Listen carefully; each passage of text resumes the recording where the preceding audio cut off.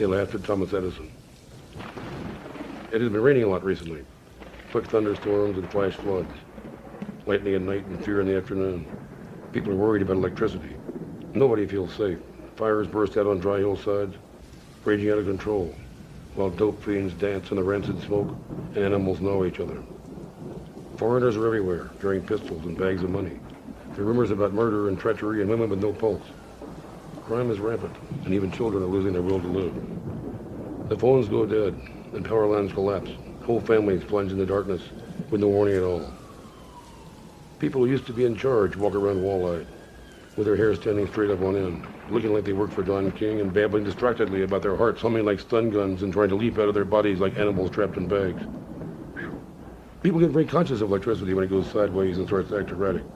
Eerie blackouts, hissing and strange shocks from the toilet bowl, terrifying power surges that make light bulbs explode and fry computer circuits that are not even plugged in.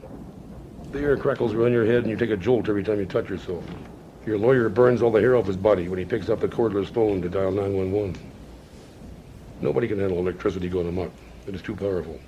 Ben Franklin was never able to lock a door again after the day lightning came down his right string and fused that key to his thumb. They called it a great discovery, and they called him a great scientist. But in fact, he bawled like a baby for the rest of his life every time he smelled rain in the air.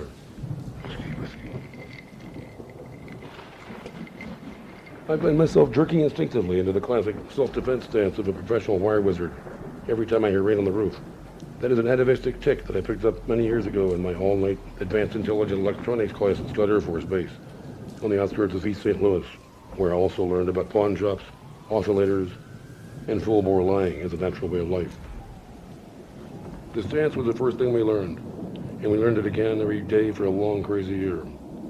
It's as basic to working with serious electricity as holding your breath is to working underwater. Lock one hand behind your back before you touch anything full of dissatisfied voltage, even a failed light bulb, because you will almost certainly die soon if you don't. Electricity is neutral. It doesn't want to kill you, but it will if you give it a chance. Electricity wants to go home and to find a quick way to get there, and it will.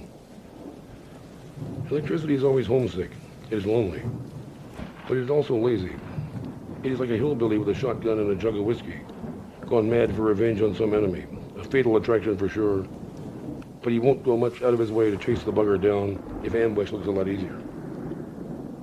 Why prowl around to make a spectacle of yourself when you can lay in wait under some darkened bridge and swill whiskey like a troll full of hate until your victim appears?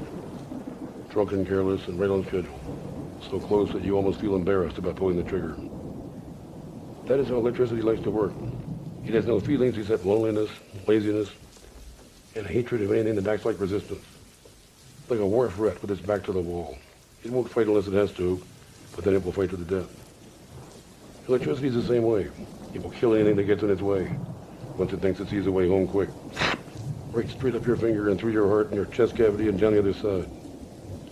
Anything that gives it an escape route, anything. Iron, wire, water, flesh, ganglia. It will take it where it must go, with the efficiency of gravity or the imperative of salmon swimming upriver. And it wants the shortest route, which is not around a corner and through a muscle mass in the middle of your back, but it will go that way if it has to. Some people had to have their loose hands strapped behind them in a hammerlock with rubber cords, just to keep their hearts from exploding and their neck nerves from being fried like long blonde hairs in a meat fire when the voltage went through. But sooner or later, they learned. We all did, one way or another. One night, perhaps out of boredom or some restless angst about the fate of Carol Chessman or maybe Christine Keeler, I connected a 50,000 volt RF transformer to one end of the thin aluminum strap on the Formica workbench that ran around the three sides of the big classroom.